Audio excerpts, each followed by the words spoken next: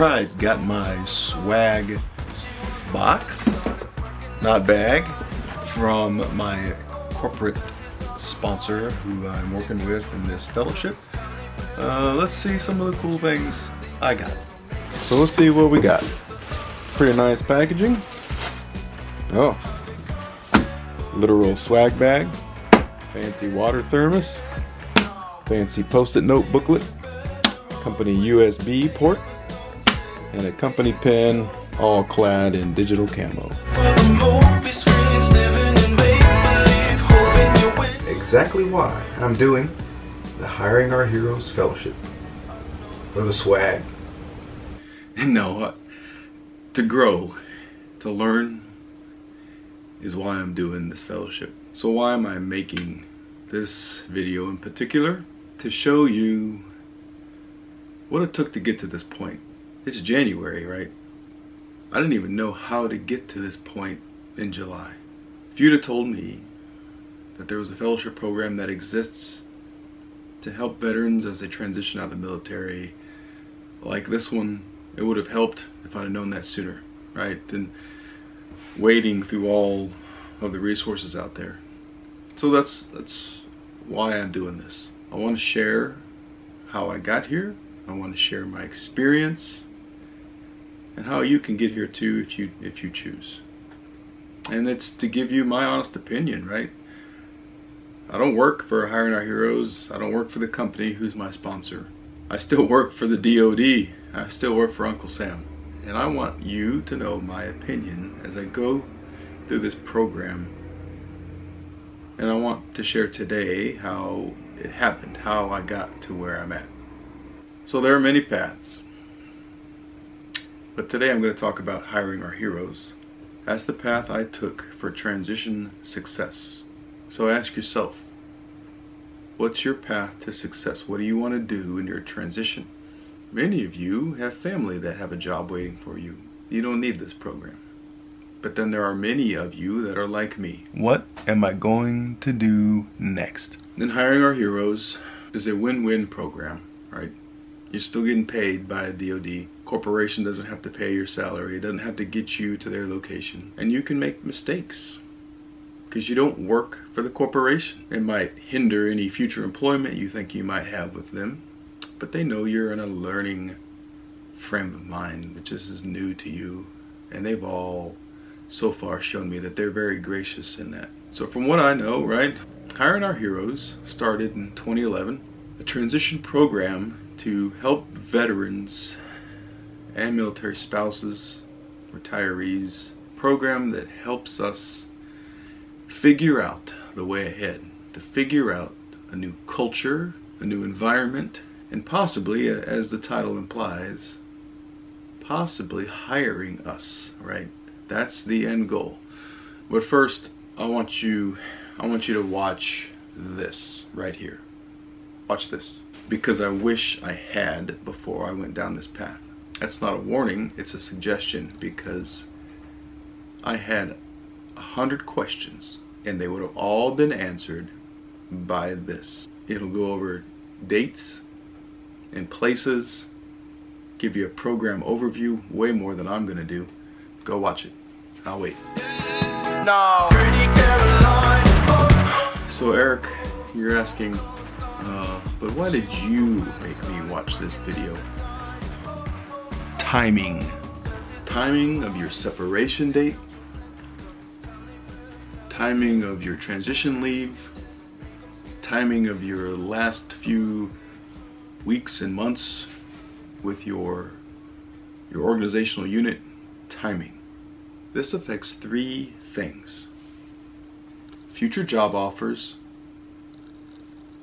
your actual separation date, and the amount of terminal leave you have and that you're going to use. I wish I had known some of this before I even applied, before I even submitted my retirement. I would have been better prepared. My timeline would have been a little bit better and would have matched my organization's needs, my family needs. All that said, everything's good on my side. I'm just trying to prevent some headache that I can foresee in many people if they don't know. So let's talk more in depth about these three things. Number one, the job offer. Unbeknownst to me, when I started this program or applied for this program, your possible future employer at the very end of your 12 weeks is gonna offer you a job. That's the goal, right? A job? I was not aware of that. I just thought it was a learning program. You have to build your schedule with the understanding that a possible job offer is coming after the fellowship. So you take your 12-week period that you're at the Hiring Our Heroes Fellowship, and then assume for whatever installation that you're assigned to, or whatever activity you're assigned to, that you're going to have to go back and clear or do some final procedures to leave the military. And then many of you will also probably want to do some sort of a vacation, right? You might want to celebrate your retirement or your transition, or the family might want to take a vacation. So you got to factor that in. So fellowship ends, you go back to your home station. Many of you want to take some sort of vacation. What does that look like timeline-wise? Because at the end of this fellowship, there's a high probability that the corporation's going to offer you a job, and they're not going to want to wait 2 months for you to come back to work. They're going to want you to come back within weeks. Build that in to your timeline. Align your timeline, understanding that the employer might want you to come back to work immediately if they hire you. Understand that. Number two, that affects your actual separation date. I had to change my separation date. Good thing I didn't submit my packet at that point. I had to bump my separation date up in the calendar, not back in the calendar. That changed a lot of things. I was intending on retiring, I believe it was July 31st. That got bumped all the way up to May 31st. Only because I didn't understand the timeline for the fellowship. And as soon as I did, my complete timeline obviously changed. Understand the timeline, how it's going to affect in job offers, how it affects your separation date, and lastly, connected to both of those, how it affects your terminal leave like I just talked about. Do you have enough terminal leave? Do you have too much terminal leave? Are you going to lose it because your transition date is too close to the end of the fellowship? I was close, I will tell you. Very close, and actually losing some transition days that I had saved up because I didn't factor in the cohort dates and how they were aligned, right? They're locked in. This is why I wanted you to watch that video. There's only 3 cohorts. Understand them and apply them to your timeline. Okay, so if you don't know what I'm talking about at this point because you didn't do it, go watch the video. It talks about, most importantly, the cohort dates and the locations in this nation where you can do the fellowship, and then take those dates and accordingly adjust your timeline. What cohort do you want to do? How does the date affect your actual separation date? And do you have enough transition leave or too much transition leave built in that timeline? Okay, so now I'm going to go ahead and go through the process of applying to the Hiring Our Heroes Corporate Fellowship. It's not complicated, but there are some things that I wish I knew were going to happen, and it's always good to know what's going to happen next once I do this. So let's go ahead and go to the computer, and I'll show you on my screen. Okay, so we're just going to go from Google, type in Hiring Our Heroes, and then that should bring up the first link, and you want to click on that. And this is the Hiring Our Heroes website. As you can see, all the different links it has, pretty in-depth website. And if you're a veteran or a service member or a spouse, you have different options. And since I'm a service member, we'll click that. And then you see all of the programs they have on the website. I just want to scroll down and quickly show you what's available. See, there's the fellowship program. And then some videos down here that I recommend you watch, and that one that I had you watch is down there as well. So we're going to click on the Corporate Fellowship Program and apply to be a fellow. Okay, now that we're here, go ahead and scroll down and look at some of the items they have, like for military spouses, and they have the Salesforce Fellowship. And we want to go ahead and click on Apply to be a fellow. And this is the actual application. Okay, and I'm going to go ahead and just put a fake name in here. John, oops, a little mistake right here. Doe. And a fake email. And obviously a fake phone number. And then what fellow type are we? Well, I'm a service member, so I'm going to go ahead and click that one, but you can see veteran, spouse. Okay, next part of the application, I'm U.S. Army. And let's just say I was a 04. And for duty location, you can see they have all of the duty locations, but you can just type in yours and it'll typically pop up like mine, Leavenworth. And then what's your last day in the military? Well, let's just say my last day is August 31st. And then the day that I will start my actual leave, let's just say it is June 1st. And then am I separating or retiring or ETSing? I'm going to retire. What's my occupation? Don't worry about codes. They don't understand codes. Just put in what you do. I'm an artilleryman. Are you an airman? Are you a ship driver? My security clearance, let's say it's secret, and I have 20 or more years of service. And then what am I applying for? The Corporate Fellowship Program, which leads me to this. What location am I applying for? Myself, Tampa, Florida. Click Next. Select what you want. What's your highest? Let's say I have a bachelor's. What was my major? Let's just be a little comical and say basket weaving. Of course, that's not what you want. And then for languages, certifications, let's say I have a PMP.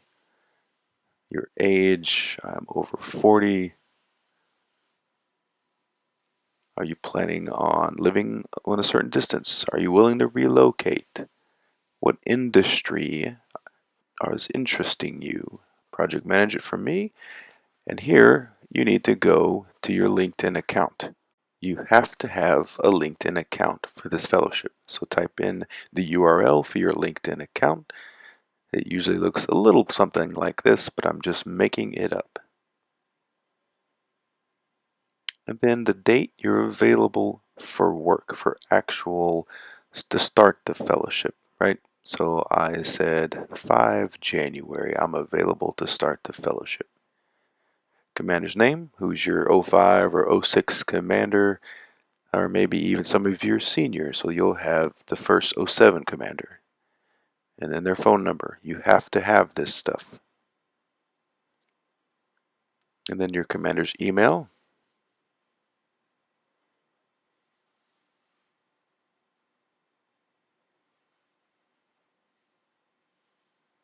And then how did you hear about the program? Myself, I learned from a former fellow who was pretty successful in the program. And then your headshot. Right now you don't need one, but you will definitely need a good headshot. And then any more information or concerns you might have that the program coordinators need to know about. And then yes, you have to click this because they will want to release your photo and then maybe a video and then submit. So then within a day or two after submitting your initial application, you're going to be sent this email to start the second part of your application. So you go ahead and go to this link in your email and it'll bring you to the phase 2 application. At this point, I suggest you pause and collect your thoughts. What I mean by that is read these questions, copy them down, and think about your answer. Don't just write an immediate answer and submit. It took me literally about a week to answer these questions the way I wanted to. So there's really not a major rush unless you've already put yourself in a time bind. Then you're going to have to upload your resume. So let's talk about that for a second. Resumes. Something most career military don't even think about, if ever, right? After 23 years, the first time I've ever had to do a resume was this past year. Make sure you have a good resume. There are plenty of places online to help you with this. Get with your transition counselor, plenty of transition folks at installations to help you with this. I'm just telling you, work on your resume. You're going to have probably 20 drafts before you even submit it. That's okay. I'm still working on my resume in this fellowship. And those people that I'm working with who have already gone through the fellowship and have employment, they're still working on their resumes. It's a work in progress. Just continue to make it better. Talk about your strengths, your attributes that make you who you are. Don't be shy.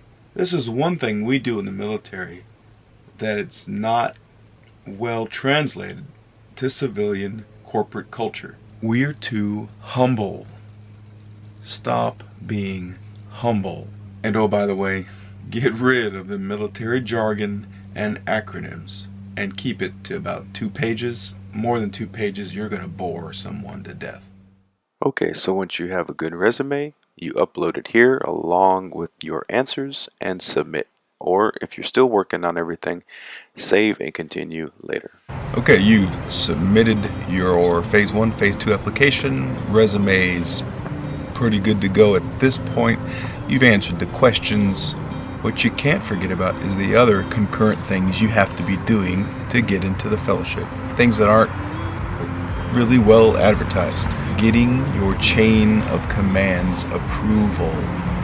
Not a well advertised part of the step, but critical. You have to have your chain of commands approval. Once you've initiated that relationship with your program coordinator, reach out and get the military application form for your chain of command. It's a Hiring Our Heroes form. You have to sign it. Your chain of command has to sign it. On top of that, you have to get the permissive TDY approval for like 85, 87, 90 days. That's a long time to be on permissive TDY. You have to have the HOH approval form from your chain of command and a permissive TDY. That has to be submitted before they can take you into the program. Do the online application and do your chain of command application. They have to be happening concurrently. I didn't know that, so you're learning from my mistake. I submitted my application online, everything was good, and then my program coordinator contacted me and said, "Do you have the approval from your chain of command?" So, I'm telling you now, get your approval going concurrently, right? So when your program coordinator asks, "Do you have approval?" you say, "Yes, here it is," in an email. Do it. So at this point, you have submitted for both approvals through the HOH and through your chain of command, and now you wait.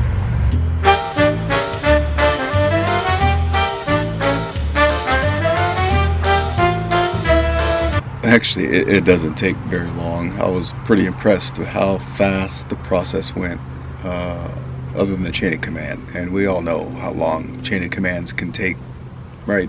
That took a while. Another reason to get the chain of command approval going quickly.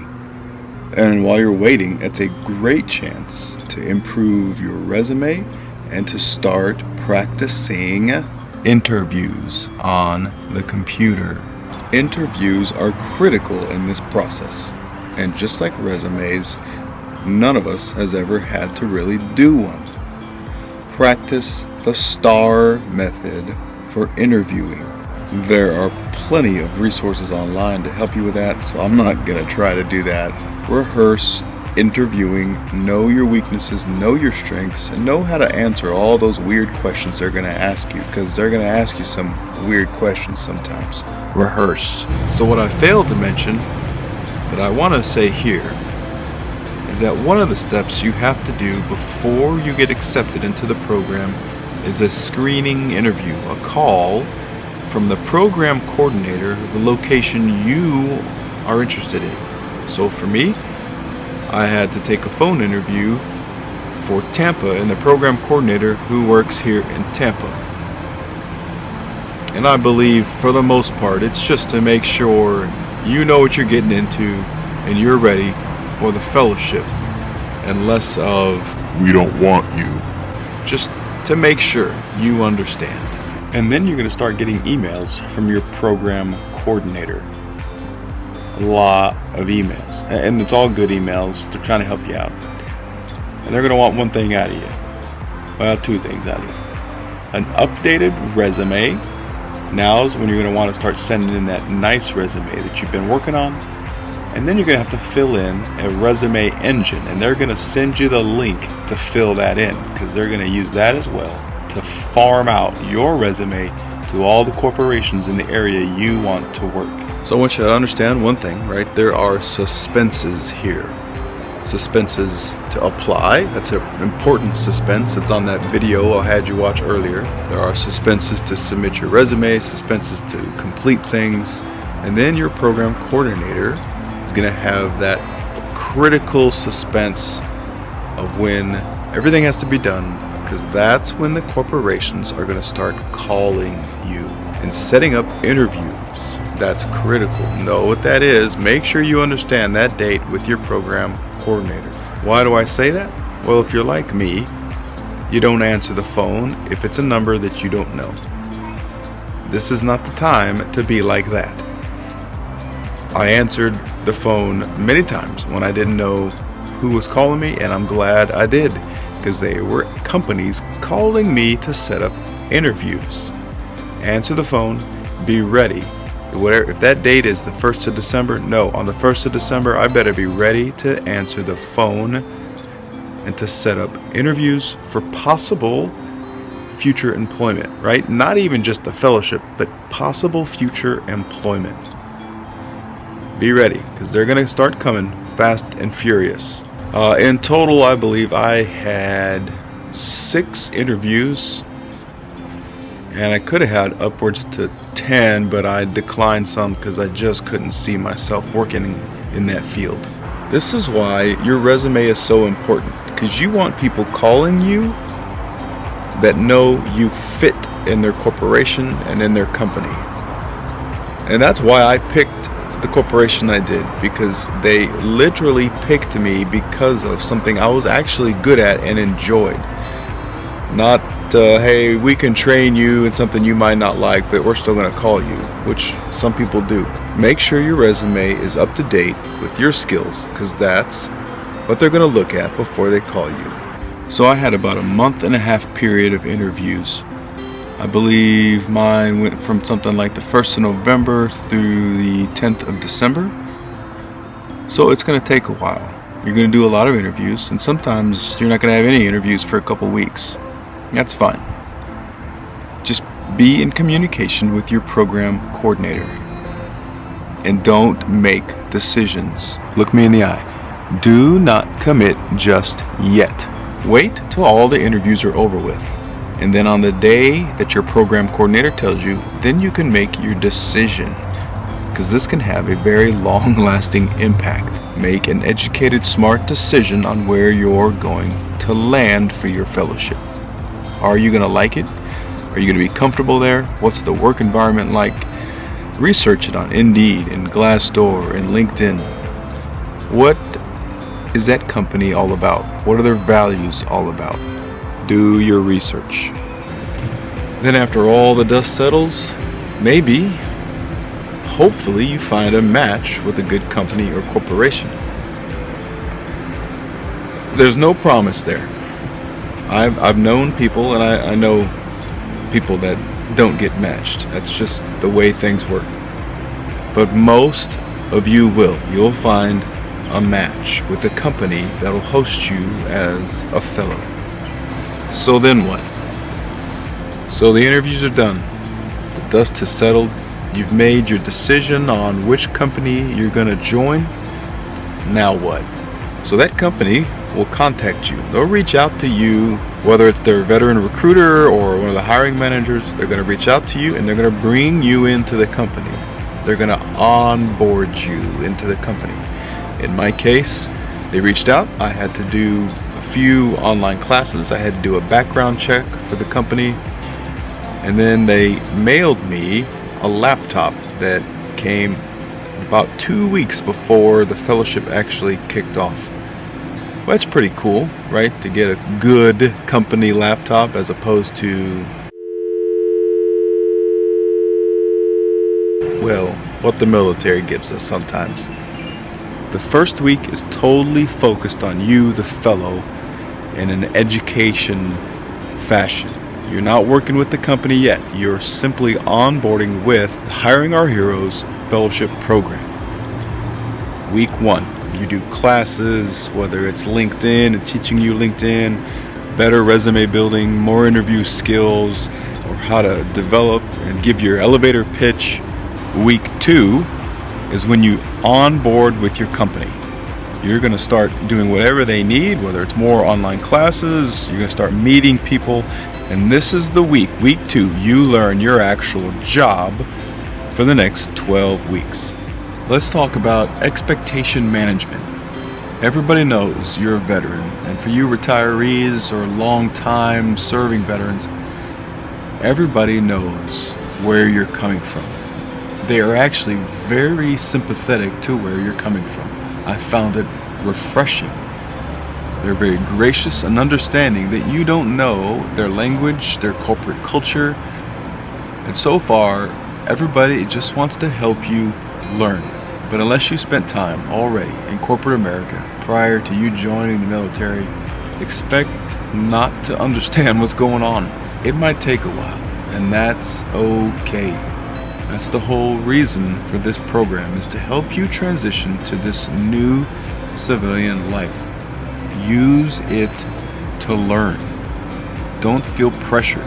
Service members, we all feel so pressured to perform quickly out the gate. We always do. They don't expect that. Trust me, be forgiving and gracious with yourself, because they are. Enjoy your time in the fellowship and learn every day, and you will eventually get the hang of it. Good luck.